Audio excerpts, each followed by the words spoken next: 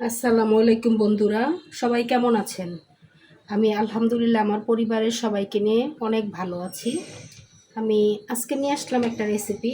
আজকে রান্না করব কলার মোচা। আর এখানে আমি আগে থেকেই একটু লবণ আর একটু হলুদ দিয়ে মোচাটা ভালোভাবে সিদ্ধ করে নিয়েছি। আর এখানে সরিষার তেল দিয়ে রান্না করলে রান্নাটা একটু ভালো হতো, কিন্তু এখন সরিষার তেল দিয়ে রান্না করার মতো তেল নাই। আছে অল্প একটু তেল, ওই তেল দিয়ে রান্না করা যাবে না।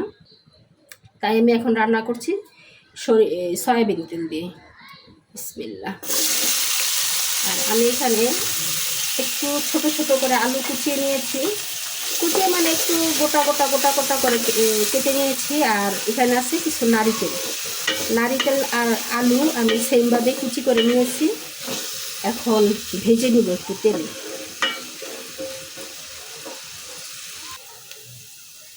আলু আর নারকেল ভাজা হয়ে গেছে, এখন এটা আমি তুলে এক সাইডে রেখে দিব।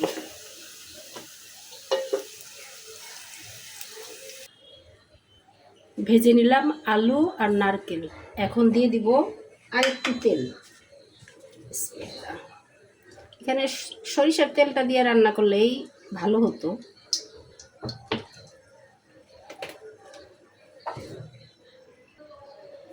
দিয়ে দিচ্ছি পেঁয়াজ কুচি। বিসমিল্লাহ।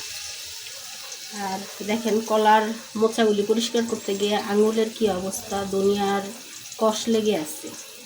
আর এই জন্যই কিন্তু এই মোচার মাঝখানে যেই ইয়াটা থাকে লম্বা ডাঁটটা, এটাকে তুলে তারপরে মোচাটাকে ভালোভাবে কেটে হলুদ আর লবণ দিয়ে সিদ্ধ করে নিয়েছি, যাতে কালো কালো ভাবটা না থাকে। গোশত রান্না করতে যে মশলাগুলি লাগে, মোচা রান্না করতেও সেই মশলাগুলি লাগে। কিছু গোটা গোটা দিতে হয়, কিছু বেটে দিতে হয়, কিন্তু আমি এখানে আজকে গোটা দিব না, আমি সবই গুঁড়া করে যেগুলি রাখা হয়েছে ওই মশলা থেকে দিব। আর কলার মোচায় কিন্তু প্রচুর পরিমাণে ভিটামিন, সেটা সবাই আমরা জানি। এটার মধ্যে ক্যালসিয়াম, ম্যাগনেসিয়াম, আয়রন, পটাশিয়াম সব কিছুই আছে। ভিটামিন এ তো শরীরের জন্য এটা অনেক ভালো। যদিও খেতে একটু কষ্ট বা প্রসেসিংটা একটু কষ্ট, বাট খেতে কিন্তু অনেক সুস্বাদু। দেখি কীভাবে রান্না করি। পেঁয়াজ ভাজা হয়ে গেছে, এখন দিচ্ছি এখানে দারচিনি, এলাচ, লবঙ্গ গুঁড়া, হলুদের গুঁড়া, মরিচের গুঁড়া আর একটু ধনিয়া আর স্বাদ মতো লবণ। বিসমিল্লাহ।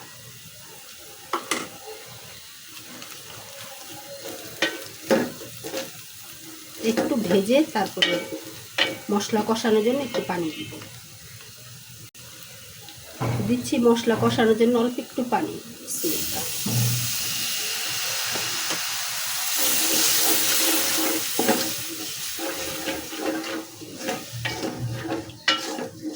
রান্না করা কিন্তু সহজ, ওই যে একটু বেছে ঠেসে নিতে নিতেই একটু পরিশ্রম হয় এই, তাছাড়া কিন্তু খেতেও অনেক ভালো লাগে। দিয়ে দিচ্ছি আলু আর নারকেল ভাজা। বিসমিল্লাহ। এটা একটু কষিয়ে নিই।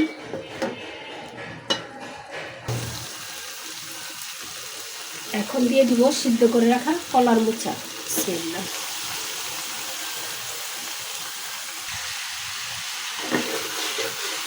একটু নেড়ে ছেড়ে তারপরে ভাজা জিরার গুঁড়া দিব। আর মোচা যেহেতু আগে থাকতে একটু হালকা ভাব দেওয়া আছে হলুদ আর লবণ দিয়ে, তো সেক্ষেত্রে বেশি জাল দেওয়ারও প্রয়োজন হবে না। একটু ঢাকনা দিয়ে 5 মিনিট ঢেকে রাখবো, তাহলে নরম হয়ে যাবে।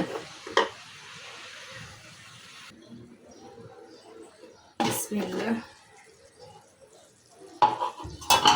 দেখেন কলার মোচা থেকে ঝোল উঠছে, পানি উঠছে, সেই পানি দিয়েই সিদ্ধ হয়ে যাবে। এখানে দিয়ে দিচ্ছি 2-3টা কাঁচামরিচ, মাঝখানে ফেলে দিয়েছি।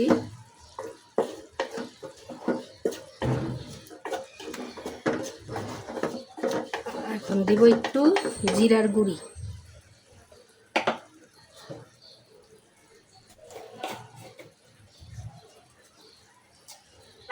ভাজা জিরার গুঁড়া।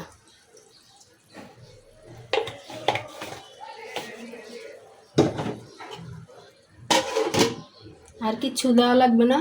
তো আমি এখানে একদম শুকনো শুকনো হওয়া পর্যন্ত অপেক্ষা করি। ভাজা শেষ, ভাজি করা শেষ হইল। আর আমি আপনাদের কাছ থেকে এখনই বিদায় নিব। আর এরকম নিত্য নতুন রেসিপি পেতে আমার চ্যানেলটি সবাই দয়া করে সাবস্ক্রাইব করবেন আর বেশি বেশি সাপোর্ট করবেন, তাহলে অনুপ্রাণিত হয়ে আপনাদের সাথে ভিডিওগুলি করা শেয়ার করতে পারি। আর প্রতিটা ভিডিও করা আসলে অনেকটাই কষ্ট, কারণ যেই রান্না আমরা দেখা যায় 1 ঘন্টা করতে পারবো, সেই রান্না আপনাদের ভিডিও দেওয়ার জন্য একটু সময় বাড়তি নিয়ে করতে হয়, আপনাদেরকে দেখাতে হয়। তো এই জন্য আমাদেরকে একটু সবাই সাপোর্ট করবেন। আর সবাই ভালো থাকেন যার যার পরিবার নিয়ে। আর আমার জন্য দোয়া করেন, আমিও সবার জন্য দোয়া করি। ভালো থাকেন, সুস্থ থাকেন। আল্লাহ হাফেজ।